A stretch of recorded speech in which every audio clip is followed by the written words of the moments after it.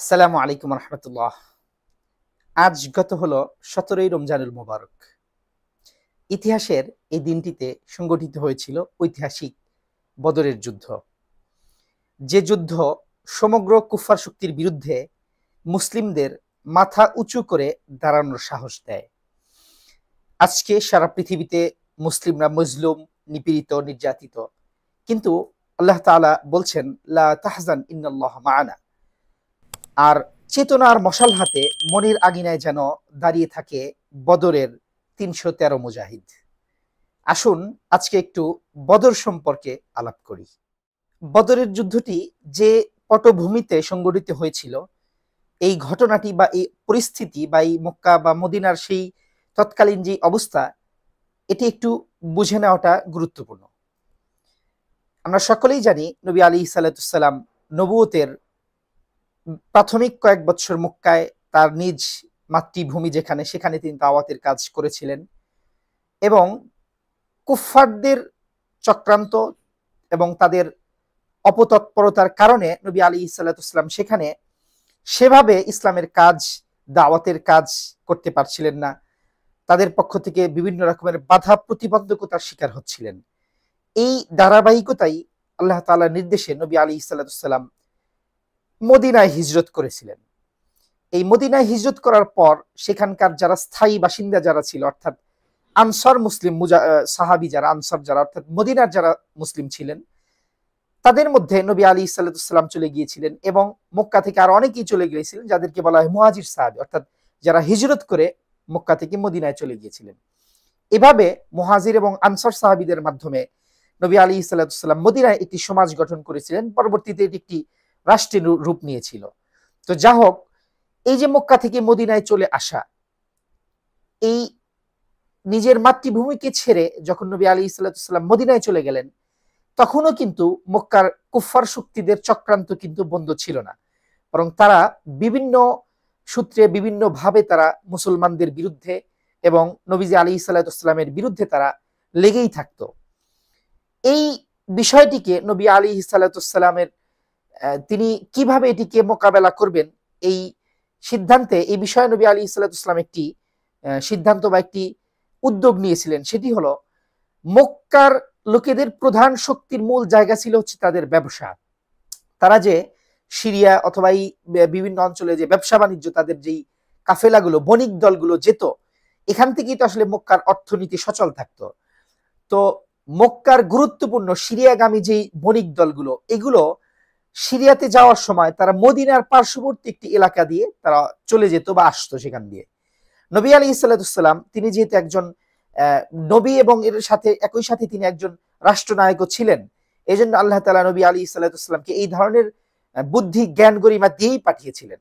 তো নবী আলাইহিস সালাম এখানে অত্যন্ত সুচারুভাবে একটি কৌশল অবলম্বন করলেন। সেটি হলো যে মক্কার লোকেদের যেসব বণিক দল মদিনার পাশ দিয়ে যেসব অতিক্রম করে, এদেরকে যদি আমরা বিরক্ত করতে থাকি, এদের উপরে যদি আমরা একটা প্রেসার তৈরি করতে পারি, তাহলেই মক্কার লোকেরা দেখবে যে আমাদের বণিক দলগুলো মদিনার মুসলিমদের দ্বারা আক্রান্ত হচ্ছে। সেক্ষেত্রে তাদের বিরুদ্ধে আমরা একটি সন্ধিতে যেতে পারি কিনা বা একটু নমনীয় হওয়া যায় কিনা, এই ধরনের একটি কৌশল নবী আলাইহিস সালাম নিয়েছিলেন। এবং এই কৌশলের অংশ হিসেবেই নবী আলাইহিস সালাম একটি বড় মক্কার একটি বড় বণিক দলকে উদ্দেশ্য করে নবী আলাইহিস সালাম সহ নবী আলাইহিস সালামের নেতৃত্বে আরো ৩১৩ জন সাহাবীকে নিয়ে নবী আলাইহিস সালাম বের হয়েছিলেন। এবং সেই বণিক দলটি ছিল হচ্ছে মক্কার বিখ্যাত কুরাইশ নেতা আবু সুফিয়ানের অধীনে। আবু সুফিয়ান সেই বণিক দলের নেতৃত্বে ছিলেন এবং এই দলটির উদ্দেশ্যে যখন নবী আলাইহিস সালাম বের হয়েছেন, পথিমধ্যে আবু সুফিয়ান তিনি কোনোভাবে জানতে পারলেন যে মদিনা থেকে মুহাম্মদুর রাসূলুল্লাহ বাহিনী নিয়ে তার এই ব্যবসায়িক দলের উদ্দেশ্যে বেরিয়েছে। এই সংবাদটি পেয়ে আবু সুফিয়ান দুইটি কাজ করলেন। তিনি প্রথমেই যে কাজটি করলেন সেটি হলো, তিনি যে রাস্তা দিয়ে তিনি যাচ্ছিলেন মক্কায়, সেই রাস্তাটি তিনি বাদ দিয়ে অন্য রাস্তা অবলম্বন করলেন, যাতে নবী আলাইহিস সালাম এবং সাহাবায়ে কেরাম তাকে গিয়ে সেখানে না পায়।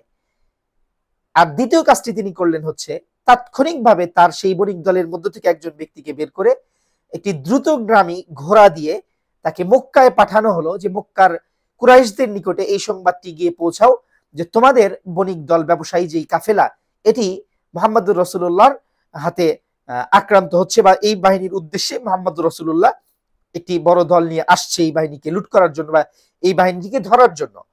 এই দুটি কাজ করে আবু সুফিয়ান অন্য রাস্তা দিয়ে তো যাচ্ছিলেন।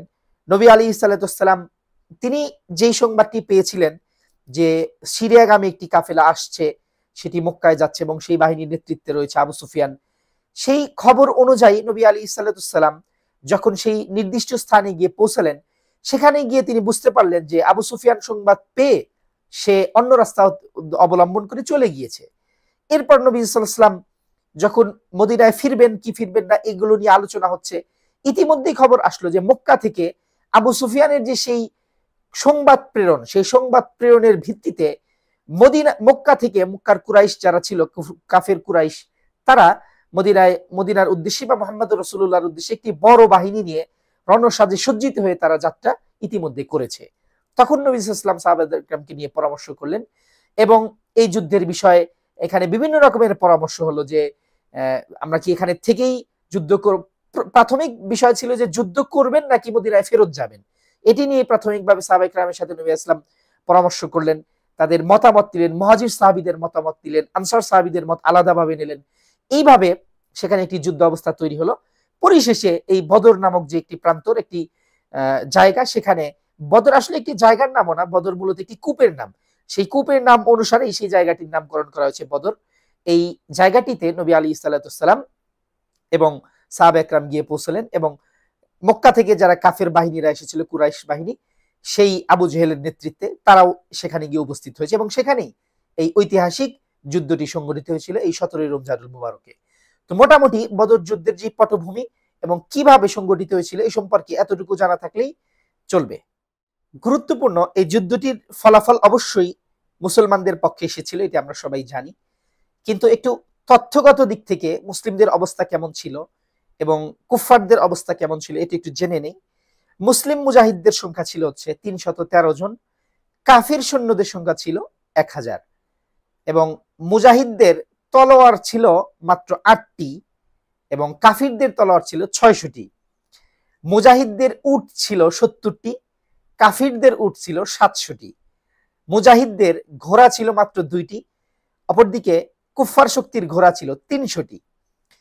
মুজাহিদদের মধ্যে শহীদ হয়েছিলেন 14 জন সাহাবী এবং কাফিরদের মধ্যে শহীদ মারা গিয়েছিল বা নিহত হয়েছিল 70 জন কাফের।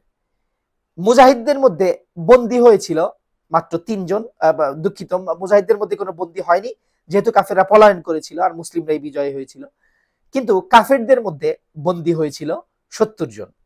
তো এই হচ্ছে এই যুদ্ধের পরিসংখ্যানগত হিসাব।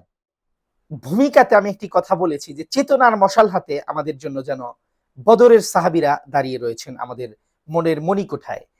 বদর আসলে প্রত্যেক মুসলমানের জন্য শিক্ষা এবং আদর্শের একটি বিষয়। যদি বদর থেকে প্রাপ্ত শিক্ষার কথা আমি বলি, প্রথমেই আমাদেরকে যে শিক্ষা দিয়ে গিয়েছে সেটি হলো যে এই যে সংখ্যার একটি বড় তারতম্য, কাফেরদের মধ্যে প্রায় 1000 এবং মুসলিমদের মাত্র 313 জন, এবং সংখ্যায়ও 313 জন, শক্তির দিক থেকে তো একেবারেই দুর্বল। অপরদিকে কুফফারদের শক্তি ছিল একদম রণসাজে সজ্জিত। এরপরেও মহান আল্লাহ তাআলা এই দুর্বল এবং ক্ষুধার্ত এবং খালি পা নগ্নপদ মুসলিমদেরকেই বিজয় দিয়েছিলেন। এজন্য আমাদের বদরের প্রথম শিক্ষাই হচ্ছে আল্লাহর সাহায্যই মূলত ফলাফল নির্ধারণ করে দেয়, বাকি আমাদের চেষ্টা অবশ্যই জারি রাখতে হবে।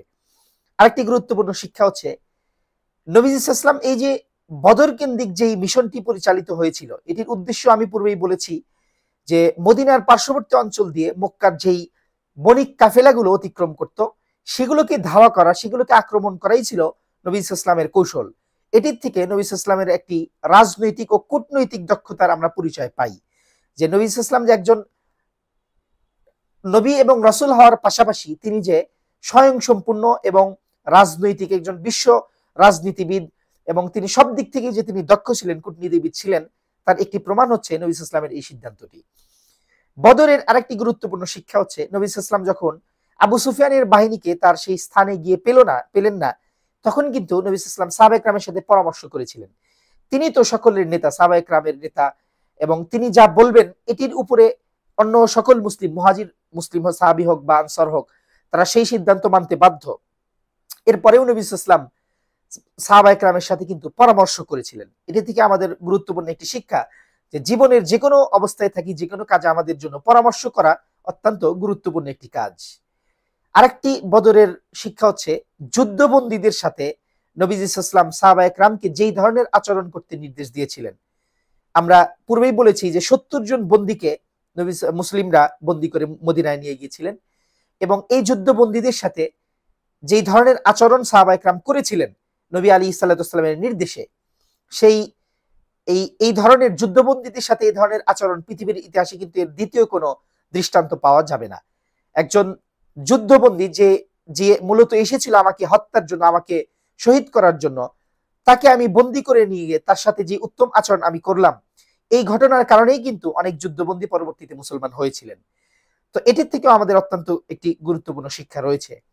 আরেকটি বড় শিক্ষা হচ্ছে এই যে ৭০ জন যুদ্ধবন্দীকে মুসলিমরা মদিনায় নিয়ে গিয়েছিল বন্দী করে, এই ৭০ জনকে মুক্তিপণ হিসেবে যেগুলো নেওয়া হয়েছিল, মূলত কয়েকটি ধাপে তাদেরকে মুক্তি দেওয়া হয়েছিল। কিছু অর্থাবলম্বীদেরকে একটি নির্দিষ্ট পরিমাণ একটি টাকার অ্যামাউন্ট নির্ধারণ করে দেওয়া হয়েছিল, এভাবে ধাপে ধাপে। এবং কিছু এরকম ব্যক্তিকে মুক্তি দেওয়া হয়েছিল যারা লেখাপড়া জানতো, মানে শিক্ষিত ছিল সেই সময়।